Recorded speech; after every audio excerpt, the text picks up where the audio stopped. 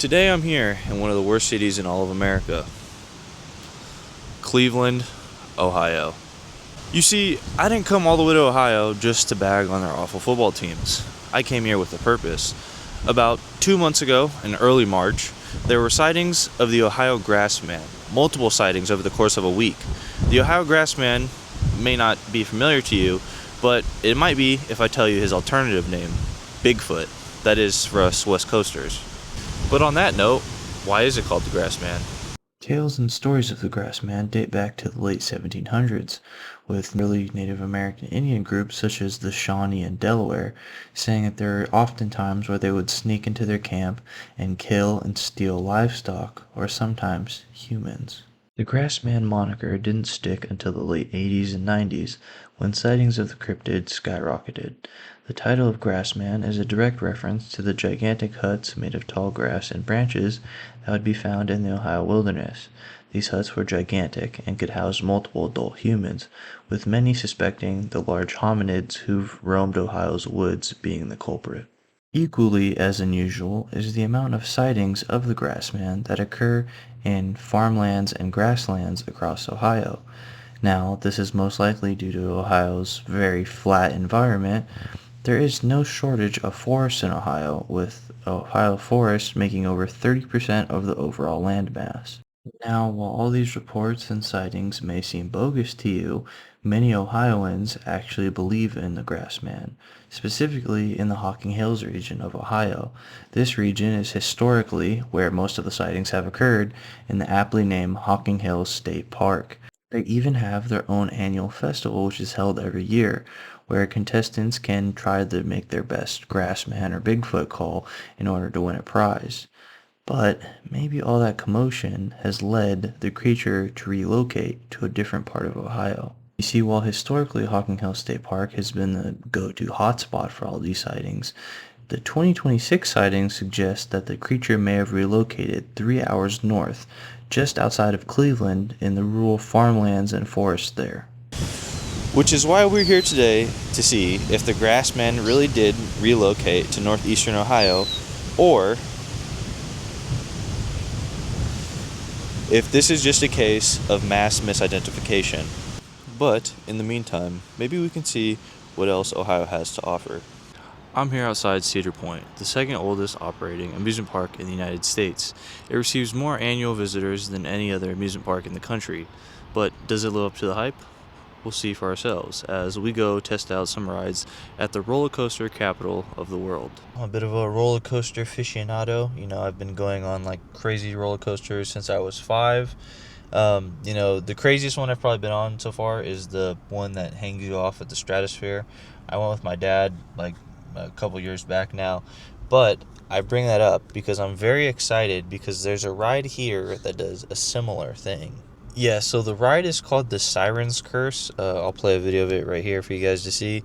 But basically, it is a ride where you're on the track and you're looking over the edge of the rails on a drop-off, and then the track adjusts you to a 90-degree angle where you're staring like straight down at the ground before it drops you like back on the track, which is pretty sick, so I'm excited for that. Unfortunately, I couldn't convince any of my lame-ass friends to come with me to Ohio, so I'm gonna have to be a single-rider chud today. So I got 2 interesting tidbits for you guys. One is that we're actually right next to Lake Erie. The park is basically on a giant pier that overlooks the lake, which is pretty sick. I'll try to get some views of that for you guys, but I'm not going to be bringing my nice camera just because it is raining and I don't want to risk ruining it. And the second is that there is a giant brawl here after hours in 2014 that led to 16 workers here getting arrested.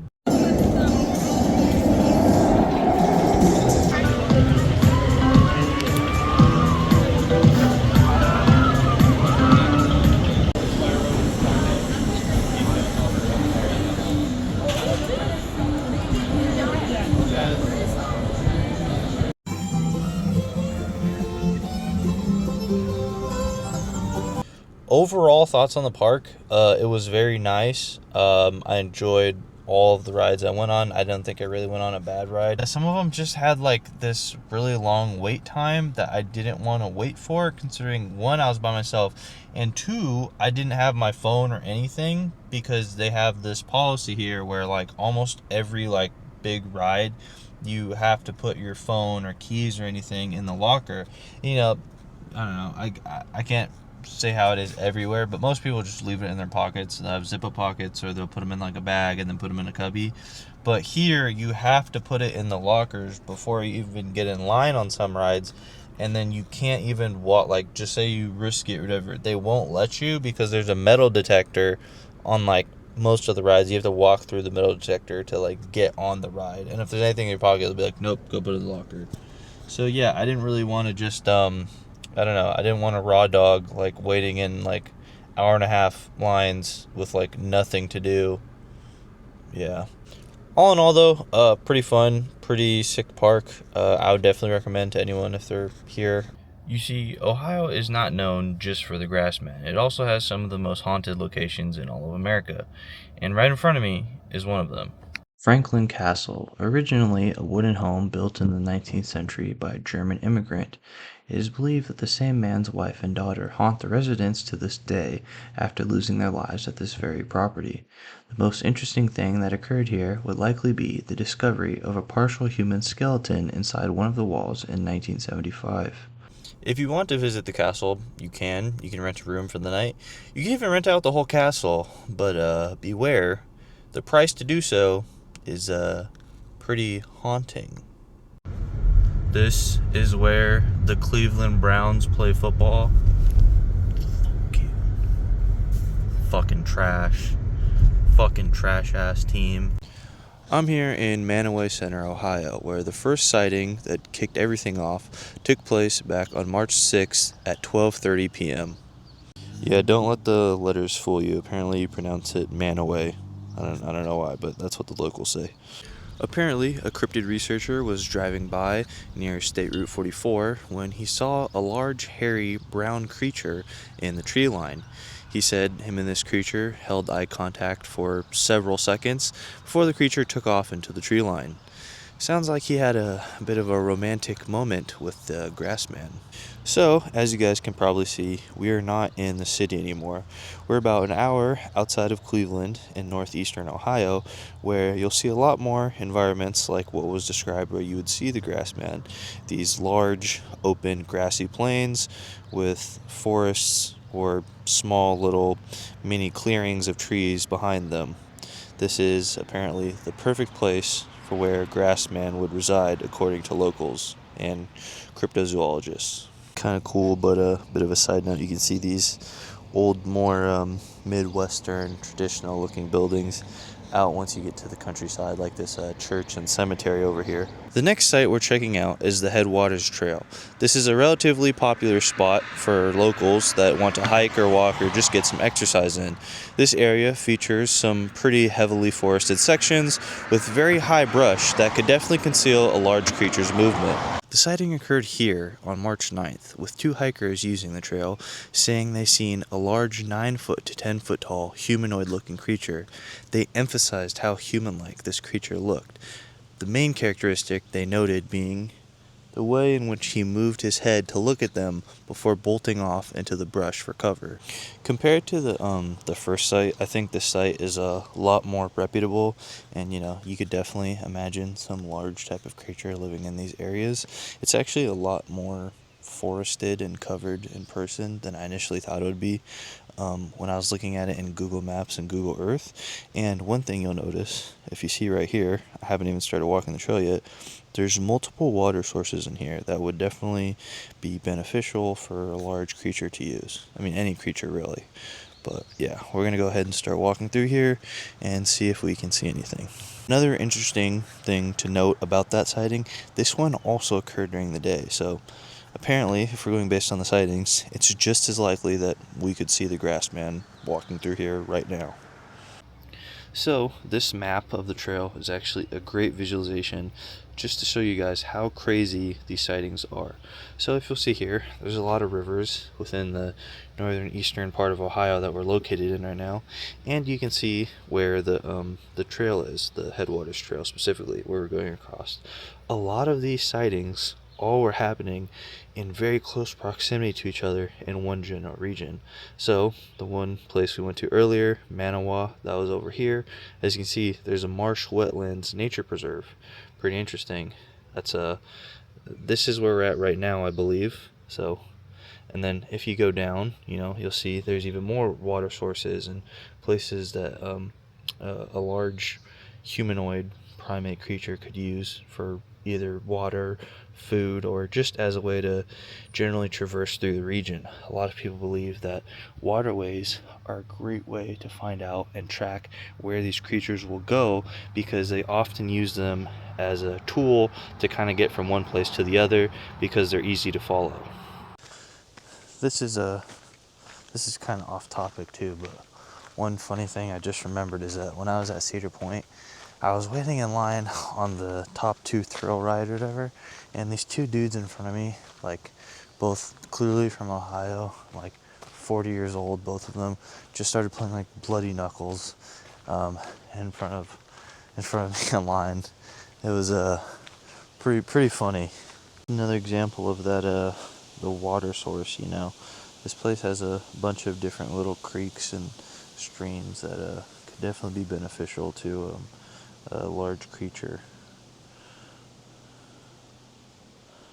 Now, me personally, I wouldn't say this is his work, but one thing you will notice is there are some trees that are angled kind of weird. You can see that they were clearly uprooted and then placed or moved in a certain pattern. Me personally, I think this might just be signs of maybe like an irregular growing of a tree or something. But yeah, a lot of times if you watch any type of Bigfoot related content or videos, they'll kind of use these structures of sticks as like signs that Bigfoot was there, because he'll like put them in this way to like mark his territory, I guess. This is a cool little clearing right here. Probably gonna start heading back. Once again, let me look over there. Let me focus it, sorry. Another water source. I don't know if you guys can tell, but that is water. I can see it reflecting. I think that might just be someone working, but there are some knocking noises coming from up there.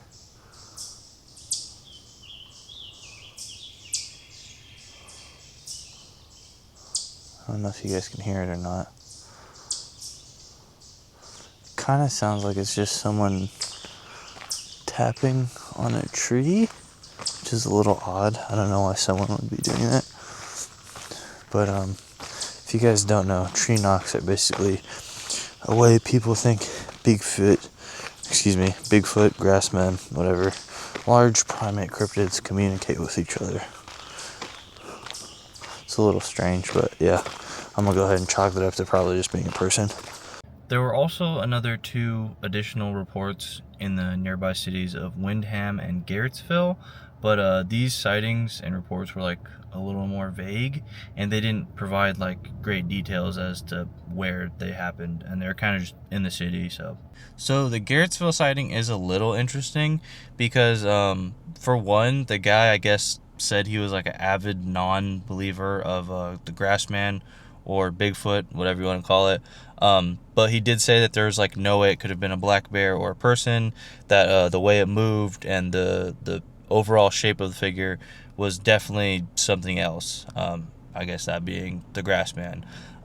This sighting is also interesting because it was the first one that happened at night out of the big bunch. And it also was the first sighting where the creature was reportedly way smaller, as this guy said it was 6 feet tall, which obviously is a pretty big downsize from 9 to 10 feet.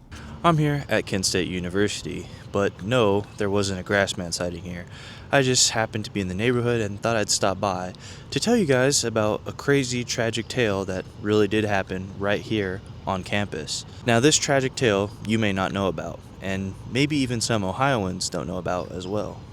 Americans around the country displayed their displeasure at the prospect of invading Vietnam and the possibility of getting drafted to serve in the war. Following President Nixon's announcement of the Cambodian incursion, anti-war sentiment surged. At Kent State University, an initial protest of 500 students on May 1st rapidly escalated. By the following night, the campus ROTC building was burned, prompting the deployment of the Ohio National Guard. This ultimately led to what is now known as the Kent State Massacre or Kent State Shootings, where 4 college students were killed by the Ohio National Guard and another 9 were injured. Photographer John Philo even won the Pulitzer Prize for his photograph depicting one of the students screaming while kneeling over the body of 20-year-old student Jeffrey Miller, who was shot and killed. None of the 8 guardsmen identified in the event were found guilty after being judged in front of a grand jury. You guys see right here, this is actually the memorial that was made after the massacre that happened. And then this building right here inside Taylor Hall actually hosts a museum that I guess is interactive and moving that has to do with the massacre.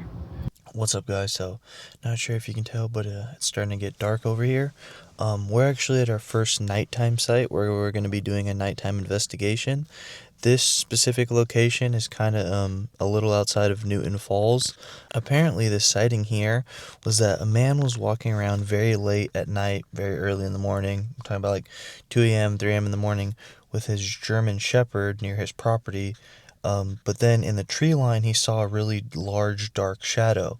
His dog, his German Shepherd, also saw this large shadow, kind of started aggressively barking at it and like going towards it. But then as he got to the closer to the shadow, he came back to his owner really scared and frightened, whining and shivering. And then this guy also believes that this was most likely a Bigfoot because he said the shadow was like very large, like way larger than the average person. I actually really like this site because we're right here on the Mahoning River, so it has direct water access, and if something big is like walking around in the river or near the river, we should be able to hear it, but I'm gonna go check it out right now and I'll show you guys. So, it's not too dark yet, so you guys can see the Mahoning River. But like I said, yeah, this is a pretty big river. This kind of runs through all those areas where the sightings are happening. As you can hear, there's birds in the background. This campground does have some people who live nearby, but you know, a lot of the sightings apparently were happening in places where residents live, so hopefully we'll see something.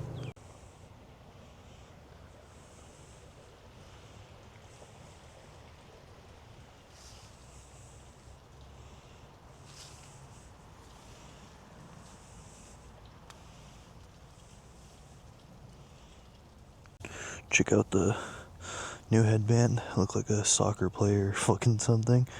But I think we're gonna actually head to an alternative site I picked for this area. While I do like this location, there's just like not really a lot going on, and I think it just being so close to like residential houses and neighborhoods, it's kind of throwing stuff off. So even though this is like the most accurate site of where the actual sighting was, we're gonna head like 15 minutes north to another area that I found that's like really remote. Alright guys, so I will say initially the vibe of this place is way different than the last little park I was at. I'm actually not supposed to be here. This closed at like 4 or 5, so I'm gonna try to get in here for a little and get out because that was just my car, because these people are pretty like protective of their like area, and even though this is a public park, there's like residents who live right across the street, and I don't think they're gonna be too kind about me filming here. So here's kind of this high grass I was talking about earlier that you'll see in the environments people say you can find the Grassman in. So there's already some right here, and we're still only like just outside the parking lot. I just heard a howl from that direction. It's pretty far away. I'm not sure if I can get over to that area. I'll try my best. Oh, that might be a coyote. That kind of sounds like a coyote. think that is a coyote. At first it didn't sound like that. So we're at the final place we'll be doing a nighttime investigation at, but I think this might be the best spot overall in terms of a place the Grassman really could be. We had to do a bit of a drive to get here, but we're at the Tinkers Creek State Preserve. So fittingly enough, this is actually the place where the final sighting happened. The woman was driving. She said that she seen a 6.5 foot tall, dark, hairy creature with brown fur covering its body cross in front of her car as she was driving, nearly hitting it, as it was only 3 feet away from her vehicle. Now, this sighting is probably the one I'm most skeptical about, considering how close she claimed to be to the creature. Apparently, she drove past it, but when asked details about what it looked like, she said she couldn't remember its face because it looked extremely blurry because of how fast she went past it. She also used Tinker's State Preserve as a reference point when she was traveling on Route 303, which is not really that close, considering there should be way closer landmarks she could have used to gauge where she was at when she saw the creature. Regardless, I think Tinkers Creek is a great spot to do an investigation due to the simple fact that it's a swamp. And if you know anything about other giant primate-like cryptids, such as the skunk ape or the Honey Island swamp monster, these type of cryptids prefer living in swampy environments. That might also explain the rotten smell a lot of people have associated with the Grassman, as when they smell something gross, usually like rotten eggs or something like that, the Grassman soon comes after. I'm not sure what type of animals are in here, but this is a little creepy, to say the least, especially with how tall some of these bushes are.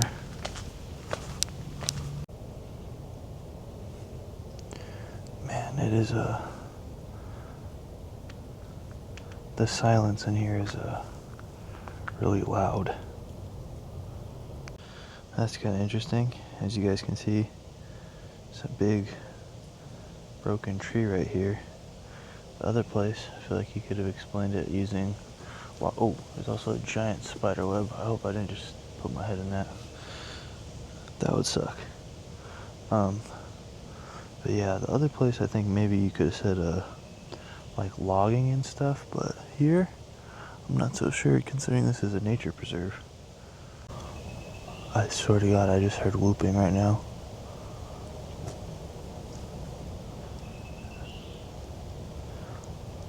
Somewhere over there.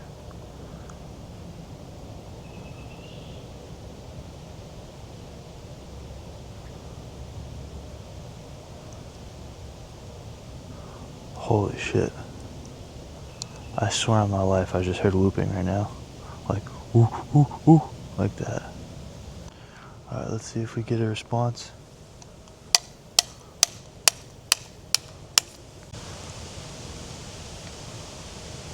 Haven't heard anything so far.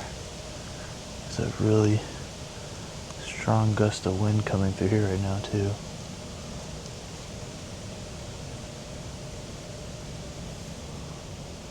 So as you can see right here, we're on the observation deck. This is normally used for bird watching during the day. I didn't really see what type of birds it was for. It was on the sign. I'll check once I get back and give you guys an update. But that might be the cause of the whooping. Here you got more of those leaning tree structures that we talked about earlier. This is a pretty big tree too. I'm surprised whatever it was able to do that, if it was caused by something. So I do have a new piece of equipment that I actually want to use. It is audible, so you guys will hear that here. I figured if we're tracking these cryptids or monsters in the future that are going to obviously use stuff as like deer as a food source, we should have something that would make this noise of it. So right now I'm gonna blow into this deer collar or deer whistle and see if anything comes or if we get a response.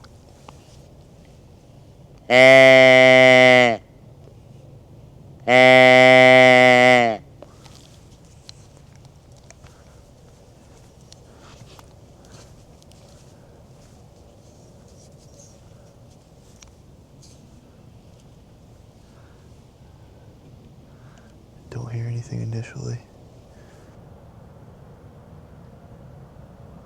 I don't know if you guys can hear that, but there's 3 loud knocks right now. Oh shit. So that's a car. But like way off where I was earlier, there was a bunch of knocks, and then there's like 2 really fast ones. I'm not sure if it's gonna pick up on audio. It could be like something to do with residential, but those are really loud noises. I don't know if you want to call it a good luck or good timing or what, but my headlamp died as I was making my way back to the parking lot. So now I'm using the old tried and true binoculars method with the flashlight on it that some of you guys so dearly despised before, especially in the San Jacinto Mountain video. So we are right next to the road, but a lot of these sightings are like apparently coming from like the tree line and stuff. So I figure that maybe I could do like I'll do another deer call from here and just see if anything happens. And we're kind of out in the clearing here too, so it might be easier to see something. And instead of using the fawn setting this time, I'll use a buck, because you know maybe a old Grassman isn't fucking with some little appetizer being a fawn. He wants a big buck, you know what I mean? Oh wow, there's another tree that's to the side. Oh wow, I just seen that. Wow. Alright, let's see if we get any type of movement using the buck setting. Bear with me guys, I have like 3 things in my hands here, so.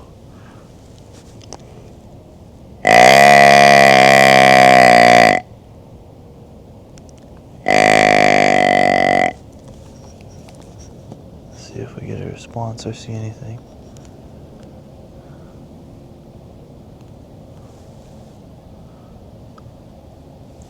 Oh, what the fuck was that? Thought I just heard something move over here, back from where I was walking.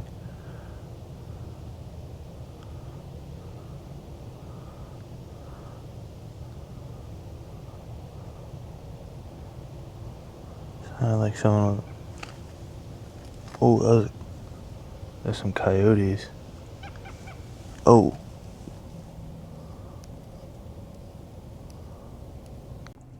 That coyote noise sounded like it was like literally right behind me. I don't know how well the mic picked it up, but it sounded like there was literally like a coyote right behind me, because I was standing basically with my back facing towards this. Probably not a great idea, and I heard the noise. What's up guys, it's next day here, so unfortunately it looks like we were not able to find the Grassman. Sucks, but you know, it is what it is. Sometimes stuff just happens like that. I will say though, as far as like people reporting seeing him like on the side of the road and stuff, I hadn't seen any deer at all when I was walking around outside doing the nighttime investigation during the day or at night.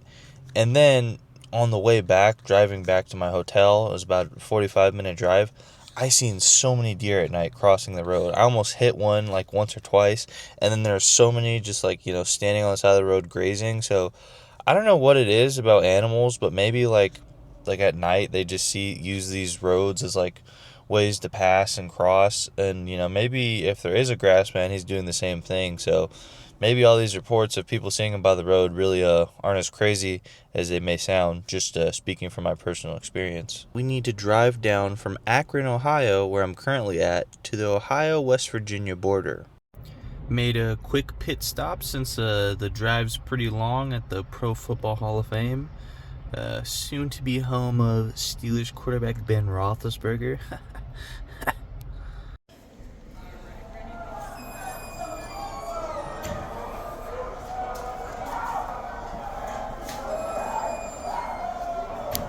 Plastic helmet from 2016. And when you look at the heads of the mannequins in the plastic helmet, it looks like the head is slamming into the top of the helmet.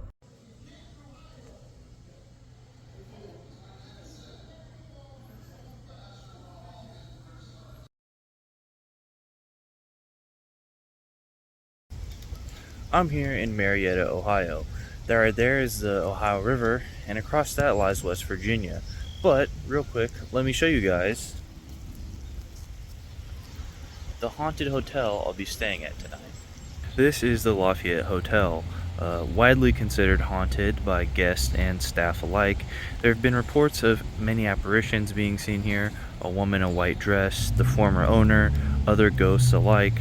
There have also been reports of flickering lights, really cold, freezing spots throughout the hotel that send shivers down guests' spine, and other things as well, such as things being moved around in their rooms, or even hearing voices and not seeing where they're coming from as no one else is around them in the hallway. And tonight, we'll be spending the night here.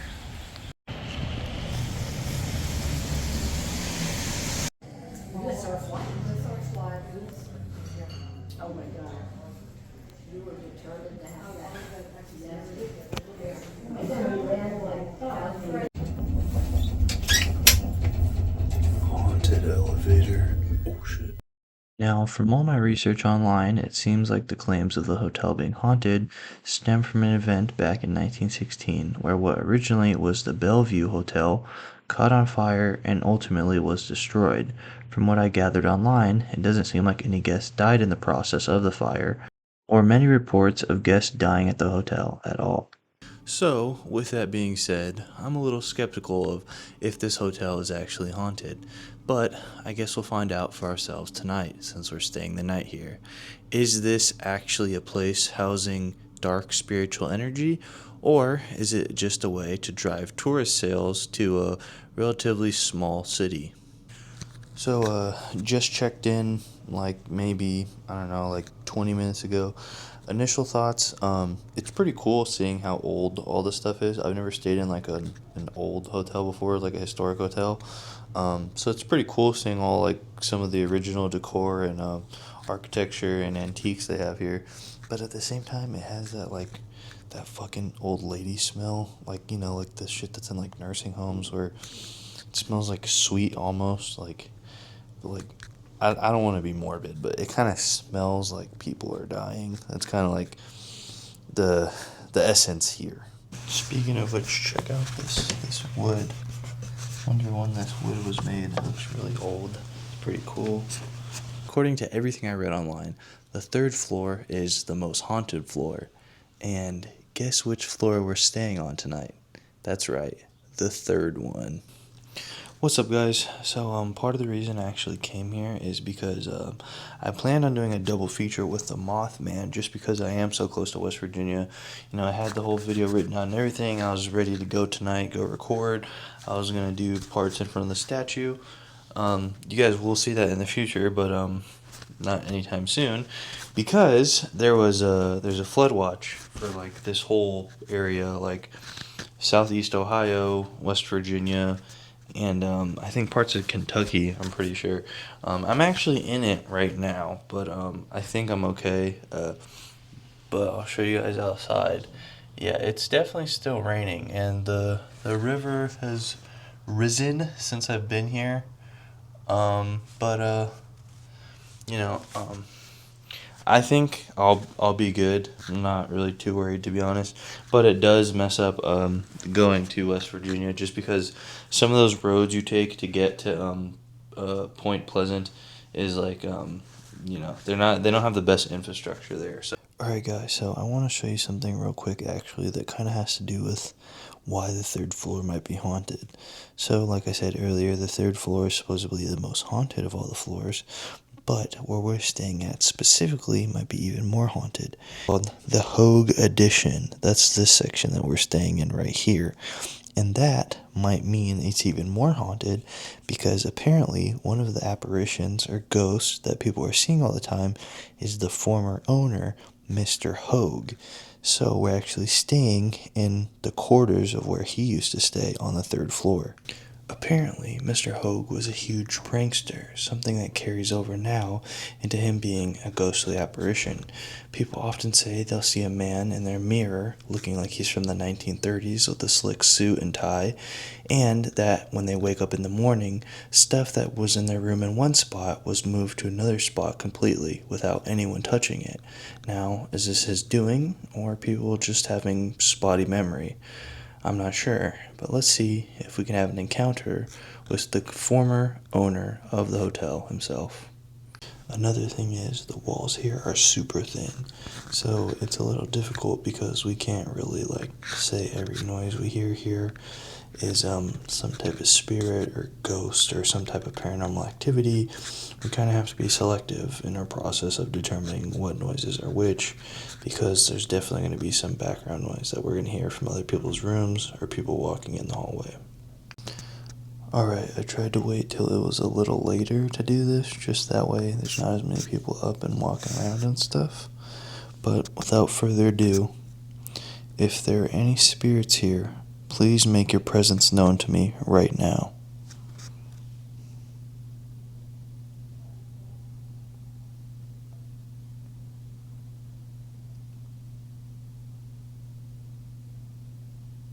Any spirits here?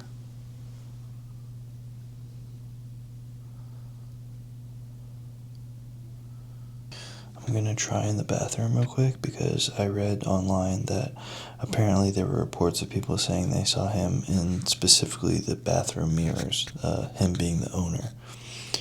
If there are any spirits here, please make your presence known.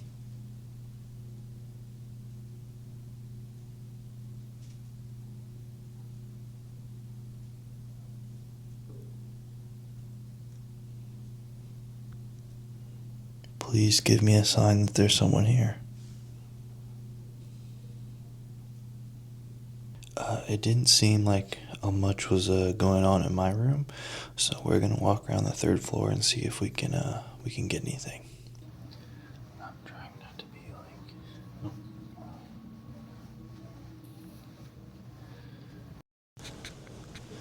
I'm trying not to be too loud or disruptive since there are people sleeping here. See, this is what I was telling you guys earlier about the Hoag thing. Here's a little plaque for it.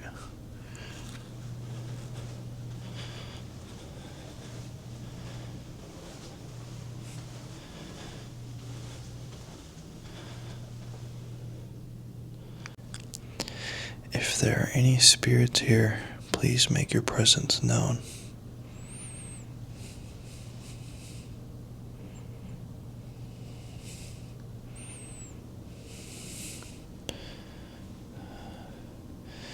Give me a sign that you're here, Mr. Hoag.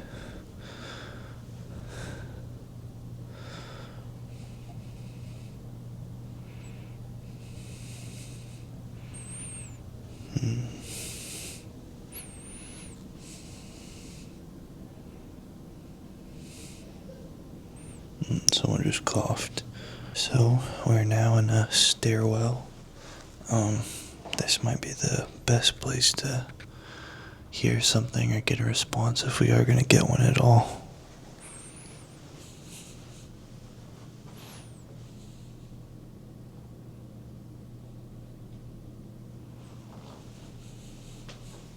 Yeah, unfortunately, not a lot going on so far. And just so you guys know, I know it's pretty lit up in here, but I can assure you it is after 12 a.m., so that's why you're not seeing a lot of people walking around and why I'm trying to be quiet despite it looking so lit up.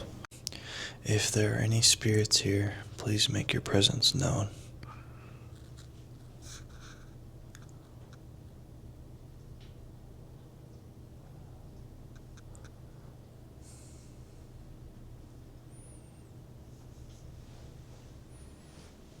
Yeah, if I don't get a response here,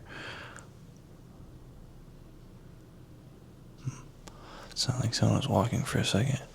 If I don't get a response here, I'm gonna take some pictures with a flash to see if we can pick up anything on the camera.